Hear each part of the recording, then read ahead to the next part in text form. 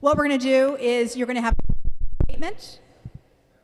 You're going to have a 3-minute statement. We'll ask you a couple of questions. We'll take a question from the audience. And John Goldner over here is your timekeeper, so please keep your eye on him. Okay, we're going to start with you, Ms. Sutton, for your 3-minute introduction.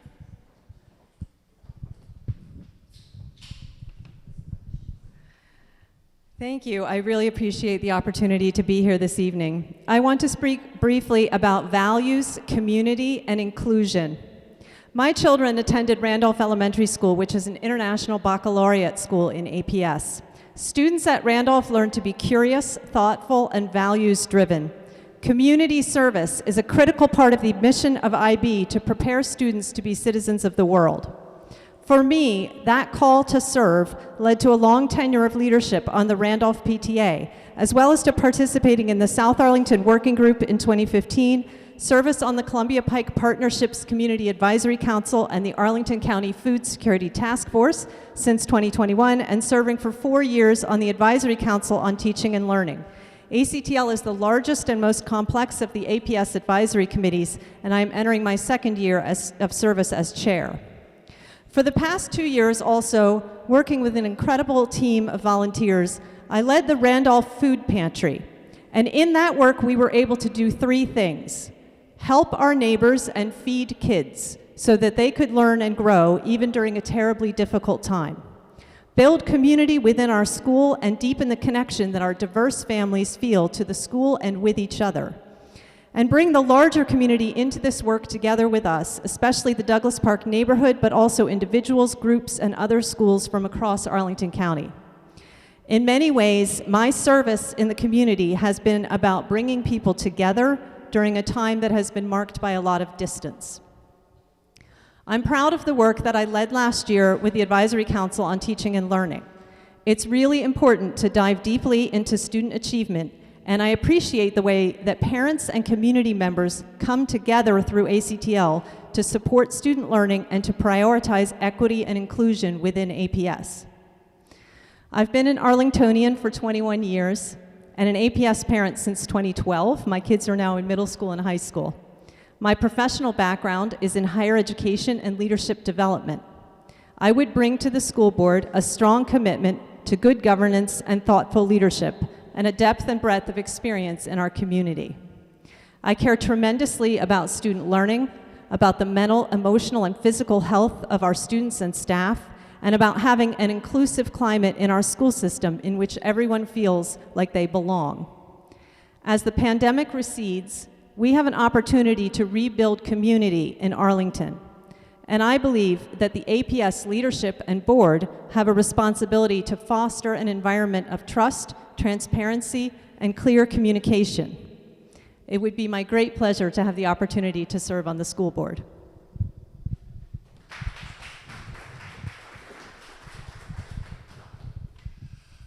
Good evening. I'm James Vell Rives. I've lived in Arlington 23 years, first in Ballston and now in Fairlington. My wife Carmen and I have a daughter at Wakefield High School and a son at Gunston Middle School. They play in the school bands, flute and drums. They previously attended Abingdon, Claremont, and Hoffman Boston Elementary Schools. My undergraduate degree is in music, and I've directed church choirs for the past 20 years. I sing in the Alexandria Choral Society. For 3 years recently, I was the accompanist for the Mount Eagle Elementary School Choir in Fairfax County Public Schools, and I've accompanied choirs for Claremont Elementary in Arlington as well. I'm not terribly athletic, but I stepped up and was an assistant soccer coach for 8 seasons. I'm a physician. After medical school at the University of Alabama, I completed an internship in internal medicine and then moved to Baltimore for a residency in psychiatry at Johns Hopkins Hospital. I then moved here to Arlington and began practicing adolescent and adult psychiatry. I'm a member of the APS School Health Advisory Board, serving as co-chair last year, and I've proudly served as a county election officer for 6 years, but not this year. This year I'm running for school board because this is a crucial time for Arlington Public Schools, and we have to get back on track. My top priority is to keep our students and staff safe. Second, I want to keep classrooms open for in-person instruction, whatever it takes. Third, we have to finish making up for lost learning from the pandemic. We still have a lot of ground to recover. We've got to work to retain our excellent teachers. We've lost too many good teachers over the past 2 years. And I want to eliminate our achievement gaps without sacrificing standards or expectations. I want every student to get the help that they need to reach their full potential. It's going to be hard. I think my experience as a parent, physician, and mental health professional will bring the perspective we need on the board to meet these challenges.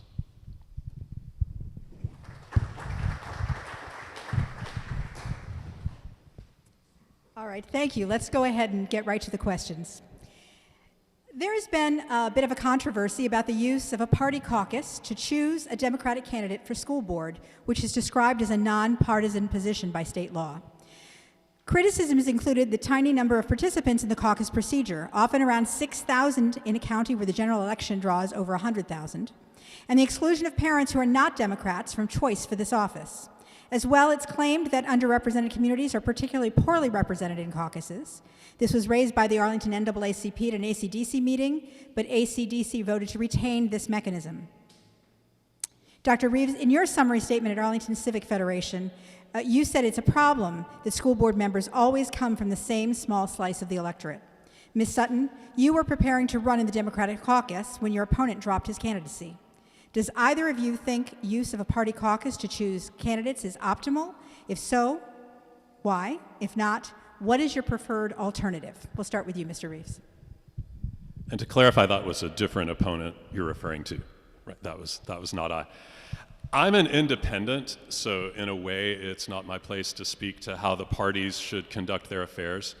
But I think I can speak to the ultimate result, that being the makeup of the board. And no, I don't think it's optimal. I've been talking to families across the county, and they're mostly Democrats, and it's remarkable how many Democrats are telling me that our current school board is not serving us well. Most of the Democrats I talk to, they say Arlington schools were closed far longer than necessary. Most of them want our resource officers back in our schools. So the selection process has not been working because there's a disconnection between this board and the community. So to your question, what's the alternative? I think the answer this year and every year is so simple, but we don't do it. And that is examine the candidates and vote for the one who you want representing you. Now, I'm preaching to the choir because here you are at a candidate forum tonight. But I think that's the answer. Everyone make your own choice. Don't let any committee decide for you, and that's how we will elect a board that represents the county.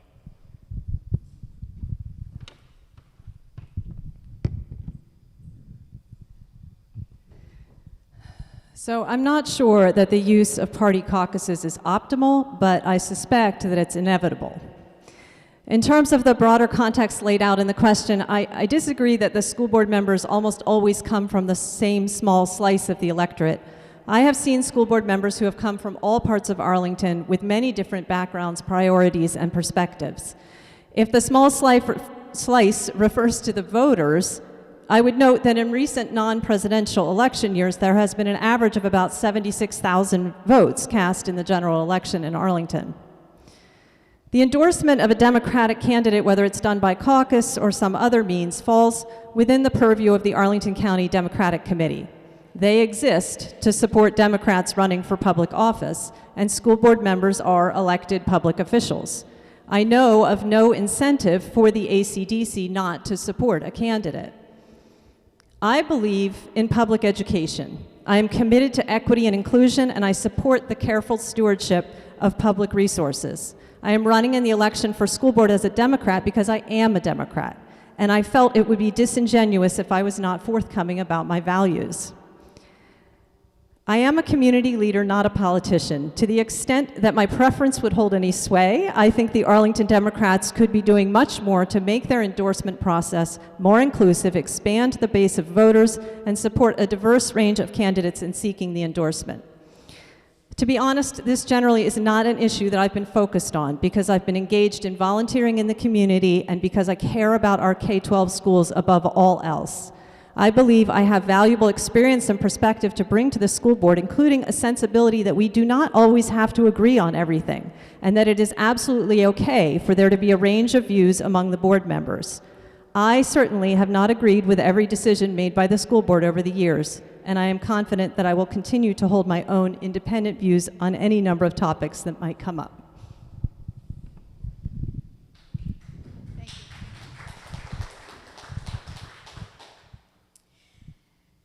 So there are definitely some issues in Arlington County Public Schools. Students have made less progress than hoped for in the at-home instruction period that was the response to COVID. And in particular, there's been disagreement, and most recently about APS's literacy curriculum and how it teaches reading. For years, it embraced balanced literacy, the Calkins method, and has since embraced Orton-Gillingham, which has been touted as also being effective for dyslexic students. Despite APS's public commitment to reduce the opportunity gaps for Black, Latino, and special education students for at least 20 years, our school system still appears to fail some of these very students. Is this a priority for you as a board member? And if so, what do you pledge to do while in office to actually reduce these persistent gaps? Ms. Sutton, you can be first.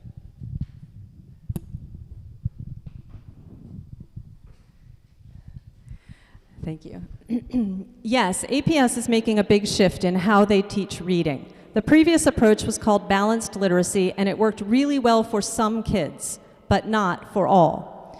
The model APS is implementing now is called structured literacy, which is a more systematic and sequential approach to teaching reading, and it has a strong focus on phonics.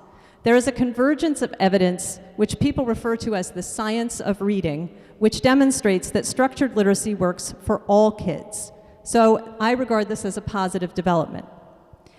APS does now have a heavy lift to support students who have not fared well historically and those who are struggling as a result of the pandemic.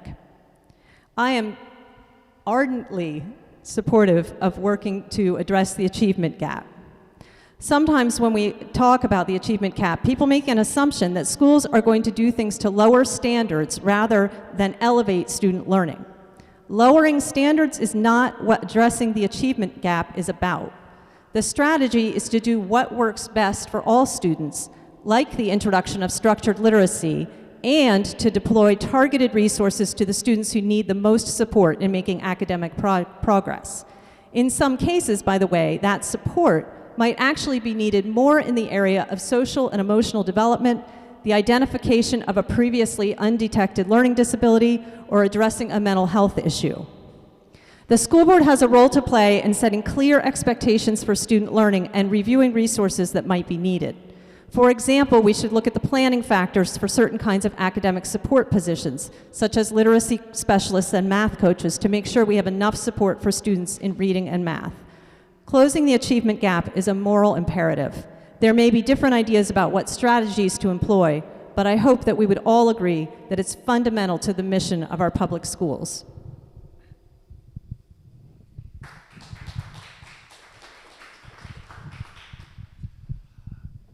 Yes, I have some suggestions here too. Regarding lost learning in general, I think the tutoring services that APS is now offering could be helpful for those students who have fallen furthest behind in some subjects. I anticipate we will need to keep funding that into the next 2 years or more. But reading is different. In-person instruction and continuity of instructors are especially important. And reading is central. If you're not reading on grade level, you're going to have a hard time in other subjects. And as always, some students will need extra help in reading. They need to have individualized or small group help. So we need to prioritize classroom teachers, and with our other staff like reading specialists or literacy specialists, we need to prioritize their time working with students directly. We need to keep class sizes down. That's especially important for reading. This year I was happy to see APS make the course correction and shift back towards structured literacy instruction that had been successful in the past. But now with the older students, I'm concerned about our increasing reliance on standards-based observation rather than the performance-based assessments that we're all familiar with. That's quizzes, graded homework, and exams as measures of mastery. I do see the wisdom in tracking students' progress towards standards, but I'm afraid we're going to take this too far. We need to keep teaching Arlington students how to perform.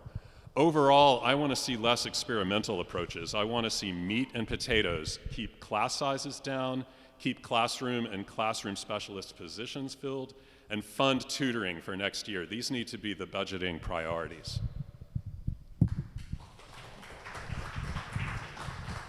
Thank you. Does anyone have a question for school board members? Yeah, go ahead. Hi, my name's Lorene Daly, and you mentioned that your priority was keeping the students safe. So that has been a big issue. What specifically are you planning to do if you get on the board, both of you?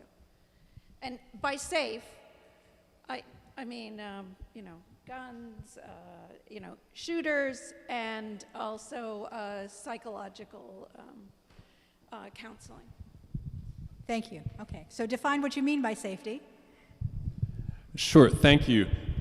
I am a psychiatrist, but when I talk about keeping students and staff safe, the first thing I mean is physical safety.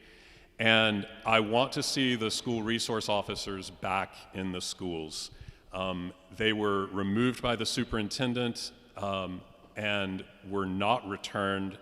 The board never voted on this until much later. This is something that I want to see. I also mean safe from infection, disease. I mean, right now it's been COVID. Who knows what else could come along? But I think that my perspective as a physician could be really helpful addressing this reasonably and fairly as we go forward. I do want to keep the students in person, but I want to do it safely. But in-person learning is crucial. Let's see. There was something else in your question about safety. Guns. Oh, thank you. Yes, we need to keep improving our security vestibules. That's going on right now. My concern there, I wish it could go faster. And with some of the planning last year, particularly the Career Center, I mean, we needed a new Career Center, but I feel like we may have stretched too far and aren't going to have the flexibility in the budget to, you know, if we encounter things in these upgrades that we aren't expecting. So upgrading older facilities, maintenance, that is an important security priority as well.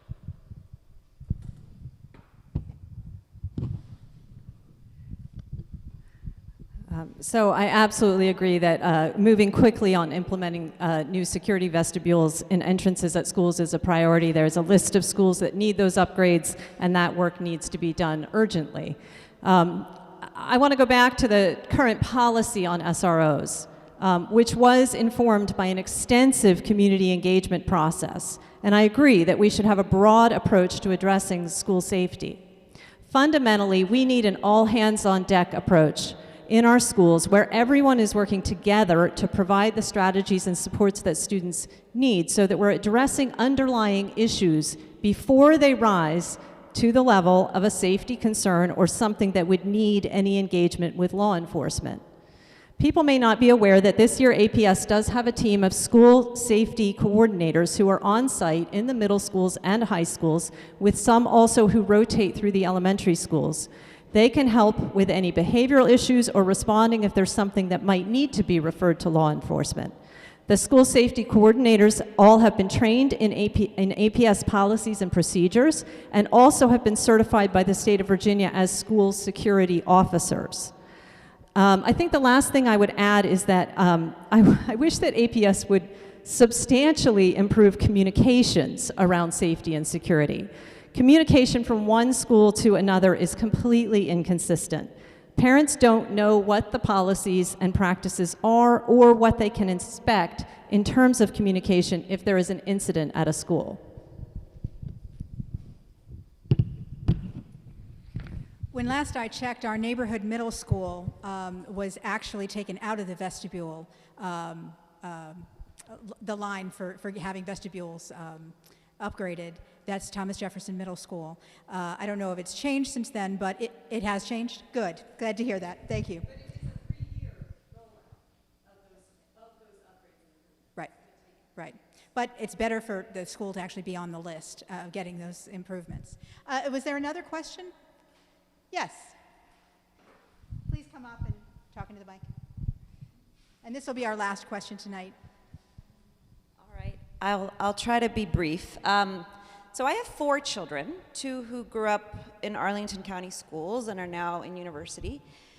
We went away for a few years overseas, came back. I have 2 younger children. One is elementary and one is middle school. And I gotta ask you both, what has happened? What has happened to Arlington County schools? I went to my middle schoolers' back to school night last night, and I literally came back in tears. Every single teacher, it's almost like it's been a race to the bottom in terms of standards. We have no required reading anymore. If they want to read graphic novels and Diary of a Wimpy Kid, that's fine. We have no homework because we're not allowed to give it. I don't know why. We want to, but we're not allowed to give it. We don't care about spelling because there's spell check. Like, I am just completely floored. My question is, what has happened to our standards of education and how can we get them back so that our children can actually be educated? Thank you.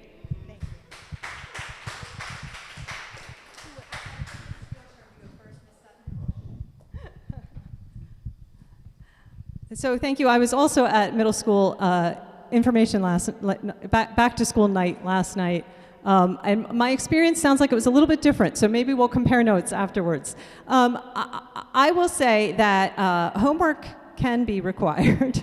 That is in the current policy. I reviewed the homework and grading policies this spring as the chair of ACTL in detail, and so I'm pretty familiar with what is in those policies. Homework can be graded. It's not allowed to count for more than 15% of the final cumulative grade for a course. But homework can be graded in middle school and high school, and it can be assigned. There are some limitations around the amount of homework that can be assigned because we do want our kids to have time for family, time for sports, for theater, for music, for all of the things that make a well-rounded person. I have to say that I think that there is, we are in a period of adjustment for sure in terms of where we are with student learning. I would like to see our system articulate more clearly as we emerge from the pandemic, what should students be learning at what levels, what can we expect for the next probably couple of years, and how can parents effectively partner with the schools to help their students achieve. I think we've lost a sense of sort of where we need to be, and I don't want that work guided by simply the standards of learning and the standardized testing in Virginia. I want that to be more substantive work around community, educators, parents, families, understanding together where we are and where we're going. I will come right to your question, but I want to follow up about the school resource officers. I've seen the safety personnel at Wakefield High School. They're great. They're nice folks, but they're not what people wanted. They're not what parents wanted, and it's not the same as having a sworn officer assigned to schools where needed, like we had before.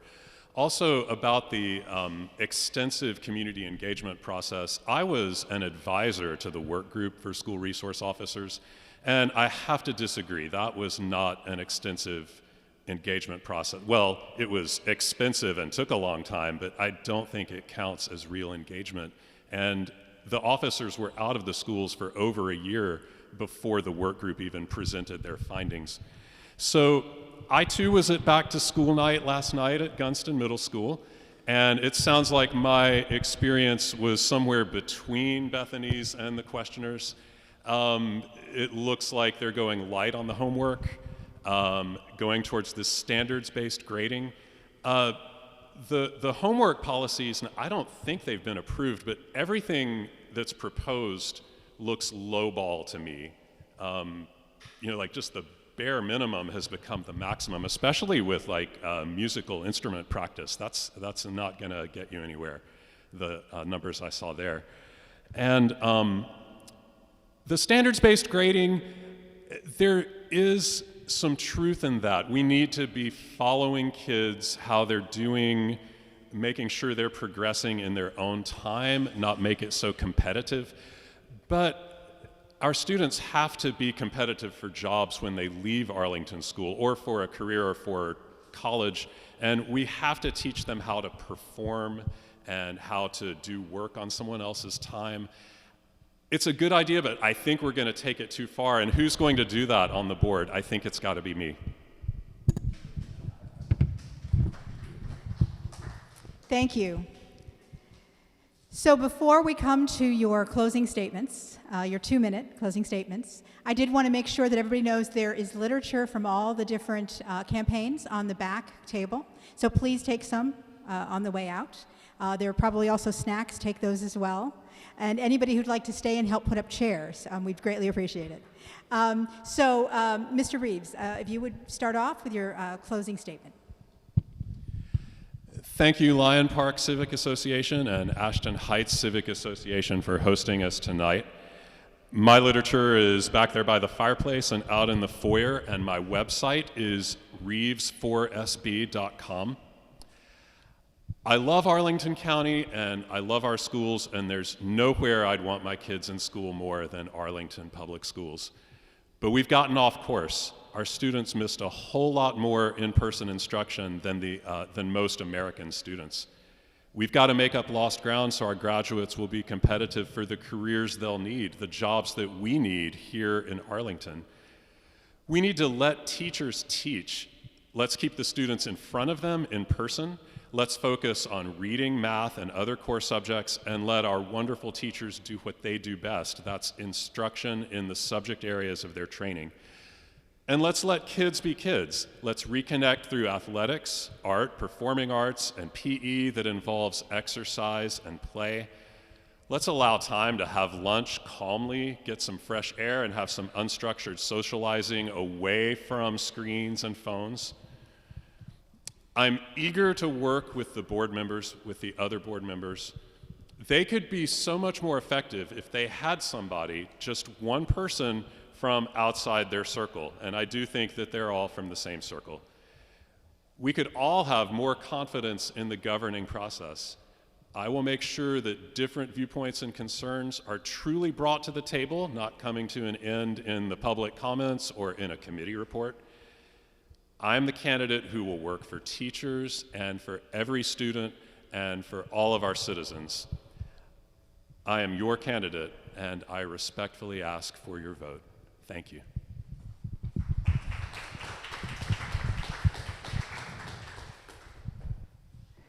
Thank you, everyone, so much for being here and for sticking it out this evening through all of the candidates. I began this evening talking about values, community, and inclusion. And I hope through my remarks you have seen that I have a strong commitment to excellence in student learning and to addressing the achievement gap.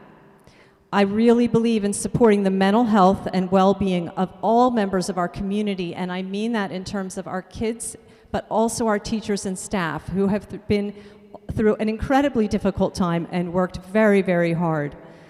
I have a strong commitment to diversity, equity, and inclusion, and a passionate belief that all students will benefit from feeling a strong sense of belonging in our schools. Finally, I believe in thoughtful leadership, careful stewardship of resources, and transparent governance. I hope that you have seen that I have the breadth and depth of experience to serve as an effective leader in our school system.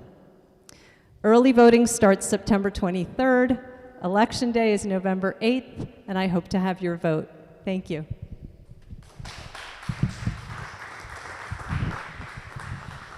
Thank you, everyone. Please vote. Thank you for that reminder. And thank you again. Another round of applause to our school board candidates. And also a round of applause to the people who made tonight possible. John Goldner, our timekeeper, Dave Schutz, who wrangled all our candidates, Scott Sklar was around here somewhere. Thoda Colo, my co-president for Lyon Park. And of course, the fabulous Paul Showalter, who always does events here. And Michael Shea for recording this so that we can actually put it up on our website. Thank you.